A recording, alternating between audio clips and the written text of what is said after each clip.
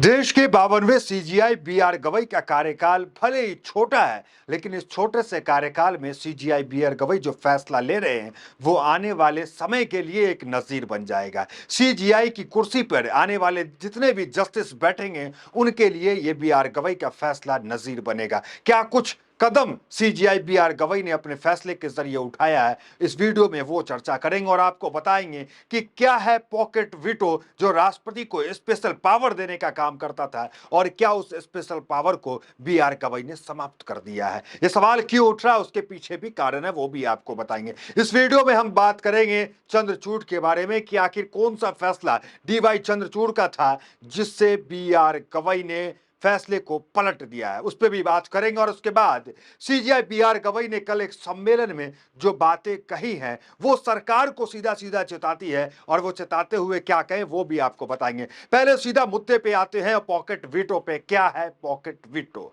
देखिए, pocket veto का मामला तमिलनाडु के प्रकरण में शुरू हुआ। तमिलनाडु की सरकार सुप्रीम कोर्ट गई थी क्योंकि तमिलनाडु सरकार का 10 बिल गवर्नर जो है वहां के पॉकेट वीटो के तहत रोक लिए थे। देखिए, पॉकेट वीटो जो होता है वो स्पेशल एक पावर होता है जो राष्ट्रपति और राज्यपाल को मिलता है कि वो किसी भी सरकार का कोई कानून हो उसको निरस्त कर सकता है या उस पर जो है पॉकेट में उस कानून को डाल सकता है, उस पर कोई फैसला नहीं कर सकता, ये उसमें हाँ भी नहीं बोल सकता, नो भी नहीं बोल सकता, उसे पॉकेट में डाल करके छोड़ देता है, भूल जाता है, मतलब सरकार को कोई जवाब नहीं देता। तो ये स्पेशल पावर राष्ट्रपति के पास, ये स्पेशल पावर जो है वो राज्यपाल के पास होते हैं, जो प्रदेश में राज्यपाल होते हैं उनके पास। लेकिन तमिलनाडु की सरकार सुप्रीम कोर्ट गई और सुप्रीम कोर्ट के अंदर उन तमाम 10 बिल को सुप्रीम कोर्ट ने पास किया और ये जो स्पेशल पावर पॉकेट वीटो के तहत राष्ट्रपति जो इस्तेमाल करते थे, राज्यपाल जो इस्तेमाल करते थे, इस पॉकेट वीटो को गैर संवैधानिक बता दिया। ये जो है सबसे बड़ी बात है कि इस पॉकेट वीटो को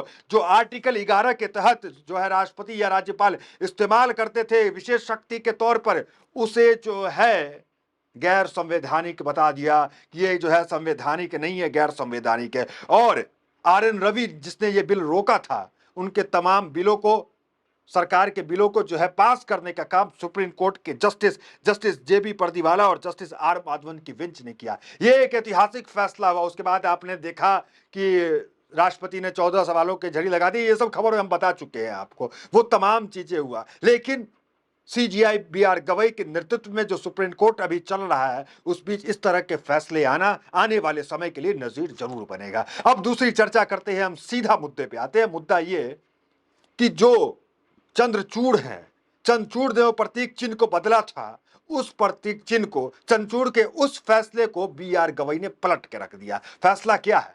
देखिए, डी वाई चंद्रचूड़ काफी विवादों में रहे। उनके विवादों के पीछे का कारण कई है। एक तो रहा कि प्रधानमंत्री मोदी के आवास पे वो गणेश पूजा करने चले गए सीजीआई रहते हुए, इसको लेकर के भी उनकी काफी आलोचना हुई। देखिए, न्यायालय के जो चीफ जस्टिस होते हैं उनको सत्ता से जो है काफी दूर रहना चाहिए, सत्ता के करीब नहीं जाना चाहिए। आप बी आर गवई की पृष्ठभूमि देख ले और चंद्रचूड़ की देख ले, दोनों के आसमान जमीन का फर्क दिखता है। जहां चंद्रचूड़ जो है वो धार्मिक बातें ज्यादा करते हैं, टीवी मीडिया और इंटरव्यू में पूजे की बात ज्यादा करते हैं, वहीं बी आर गवई की आप बात कर ले तो वो बाबा साहेब की बात करते हैं, संविधान की बात करते हैं। हाल ही में एक बहस चल रही थी कि न्यायपालिका बड़ा है या विधायिकी बड़ी है, संसद बड़ा है कि न्यायालय बड़ा है। उस बीच उन्होंने क्या कहा बी आर गवई ने कहा कि संविधान सबसे बड़ा है। तो बी आर गवई तो ये है, और बी आर गवई ने वो उस फैसले को जो चंद्रचूड़ ने किया था उस फैसले को पूरी तरीके से पलट के रख दिया। आप हेडलाइंस देख सकते हैं कौन सा फैसला था। देखिए, पुराना प्रतीक चिन्ह जो है वो बहाल कर दिया गया जिसे चंद्रचूड़ ने बदल दिया था। प्रतीक चिन्ह पे जो चंद्रचूड़ ने लगाया तो उसमें क्या लिखा हुआ था वो भी आप देखिए। उसमें लिखा हुआ था जहां धर्म है वहीं विजय है, ये शामिल था। देखिए खबर क्या, आर्टिकल पढ़ते हैं। 2024 में सुप्रीम कोर्ट के 75 वर्षगांठ के अवसर पर एक नया ध्वज और प्रतीक चिन्ह जारी किया गया था जिसमें अशोक चक्र, सुप्रीम कोर्ट की इमारत और भारत का संविधान चित्रित था। इस चिन्ह में संस्कृत वाक्य में यतो धर्मोत्सव जय, जहां धर्म है वहीं विजय है भी शामिल था, जो न्याय और लोकतंत्र को मूल्य को दर्शाता है। अब मुख्य न्यायाधीश गवई के नेतृत्व में इस प्रतीक को पुराने स्वरूप में पुनः बहाल कर दिया गया। हालांकि पुराने प्रतीक चिन्ह के स्वरूप को लेकर विस्तृत जानकारी फिलहाल सार्वजनिक नहीं की गई है। अब देखिए, जो पुराना प्रतीक चिन्ह था जो चंद्रचूड़ ने लगा दिया था, जहां धर्म है वहीं विजय है, उसे हटा दिया गया और पुराना जो प्रतीक चिन्ह था उसे बहाल कर दिया गया। लेकिन ये अभी तक सूचना नहीं है कि पुराना प्रतीक चिन्ह कैसा दिखता है और उसमें क्या लिखा हुआ है। लेकिन इस प्रतीक चिन्ह को जिसमें जहां धर्म है, जहां और वहीं विजय लिखा हुआ था, उसे सुप्रीम कोर्ट के बी आर गवई ने हटा दिया। ये ऐतिहासिक फैसला है। ये आने वाले कितने भी सीजीआई गुजर जाएंगे, ये जो है वहां पर जो है प्रतीक चिन्ह दिखेगा। और प्रतीक चिन्ह कोई नया सीजीआई बी आर गवई ने नहीं रखा, ये परंपरा की वापसी कर दी। सुप्रीम कोर्ट के वकील एडवोकेट मांग कर रहे थे कि जो पुराना प्रतीक चिन्ह है, सदियों से चला आ रहा है, जिसे डीवाई चंद्रचूड़ ने बदल दिया था, उसको जो है जो पुराना था वही ज्यों का त्यों कर दीजिए।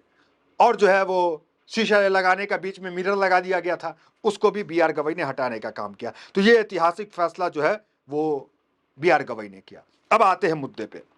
पहले तो हमने आपको बता दिया कि पॉकेट वीटो के तहत, पॉकेट वीटो को जो है गैर संवैधानिक बताया गया और उसके तहत तमाम बिल को पास कर दिया गया। ये दो चीज हमने आपको बताया। तीसरी बात पे आते हैं। देखिए, पॉकेट वीटो के बाद क्या हुआ मैं आपको बताता हूं। देखिए, कोलिजियम के तहत सुप्रीम कोर्ट के सीजीआई जज की जो है नियुक्ति करते हैं और वो जो शपथ दिलाते हैं। तो जज ने 3 नाम राष्ट्रपति के पास भेजा, मतलब द्रौपदी मुर्मू के पास भेजा। और इस 3 नाम को द्रौपदी मुर्मू ने बिना रखे, बिना पॉकेट वीटो का इस्तेमाल किए या बिना किसी पावर का इस्तेमाल किए तुरंत इस जजों की नियुक्ति की स्वीकृति दी। और जो है महज 2 दिन के अंदर इस जजों को जो है बी आर गवई ने क्या किया, शपथ दिलाने का काम किया। पहले ऐसा कभी नहीं देखा गया। पहले क्या होता था, कोलिजियम जो है जजों के लिस्ट भेजती थी, राष्ट्रपति उसे रोक के रखते थे और महीना 2 महीना गुजरता रहता था। वो जो है वो कोई जवाब नहीं देते थे या वापस कर देते थे राष्ट्रपति। फिर दूसरा कोलिजियम लिस्ट जाता था, फिर वो भी वापस कर देते थे, फिर सीजीआई भेजते थे, फिर वापस होता था और जो है उसके पॉकेट वीटो के तहत जो है रख भी लेते थे। तो ये चीज चलते रहता था। लेकिन अभी क्या देखने को मिला बी आर गवई के समय में, ये देखने को मिला कि राष्ट्रपति ने आनन फानन में जो भी लिस्ट 3 जजों की बी आर गवई ने भेजी राष्ट्रपति को, राष्ट्रपति ने उस पर साइन करके तुरंत भेजा और जो है बी आर गवई ने उसे शपथ दिलाने का काम किया। देखिए खबर क्या है। राष्ट्रपति द्रौपदी मुर्मू ने जस्टिस एन.वी. अंजरियन, जस्टिस विजय विश्नोई और जस्टिस ए.एस. चंद्रचूड़ की सुप्रीम कोर्ट के जज के रूप में नियुक्ति का प्रस्ताव पर मुहर लगा दी है। राष्ट्रपति ने अलग अलग हाई कोर्ट के इन जजों को सुप्रीम कोर्ट में नियुक्ति के लिए वारंट जारी कर दिया है। बता दें कि CJI justice B R Gavai की अध्यक्षता वाली कोलिजियम ने सोमवार को इन 3 हाई कोर्ट के जजों को सुप्रीम कोर्ट में प्रोन्नत करने की सिफारिश की है। हाईकोर्ट के जज सुप्रीम कोर्ट में इसकी नियुक्ति करने की सिफारिश कोलिजियम किसकी अध्यक्षता में, सीजीआई बी आर गवई की अध्यक्षता में राष्ट्रपति को भेजा गया। राष्ट्रपति ने स्वीकृति दिया और उनकी शपथ ग्रहण हुआ। ये तमाम चीजें हुई। देखिए कल जो है एक बैठक के अंदर क्या कहें वो देखिए, सीजीआई बी आर गवई ने क्या कहा।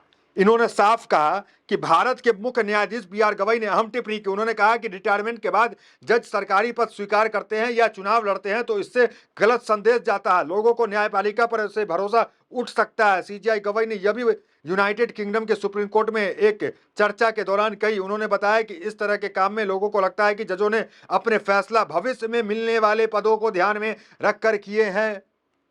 भविष्य में कुछ पद मिल जाएगा इसलिए सरकार के हित में फैसला कर देते हैं, ऐसा जनता सोच सकती है। इसलिए भविष्य में किसी भी जज को जो है कोई पार्टी ज्वाइन नहीं करना चाहिए, सरकारी पद पे नहीं जाना चाहिए। और जो है बी आर गवई ने तो पहले ही कह दिया कि हम जो है कोई नौकरी मुझे नहीं चाहिए, जॉब नहीं चाहिए।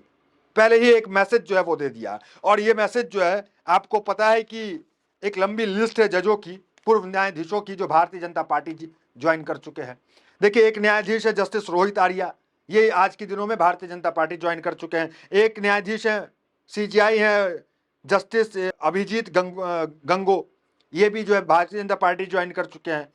और राजन गोगोई, इनके बारे में तो सब जानते हैं, ये भी जो है वो राज्यसभा जा चुके हैं। तो ये तमाम चीजें पहले हो चुका है और इसको लेकर बी आर गवई ने साफ कहा है कि इस तरह की चीजें नहीं होनी चाहिए। ये जो है विश्वास को कम करता है न्यायालय के प्रति। ये तमाम बातें चली। हेडलाइंस देखिए, सुप्रीम कोर्ट के 3 जजों की नियुक्ति की सिफारिश पर नए सीजीआई के अध्यक्ष में पहली कोलिजियम बैठक।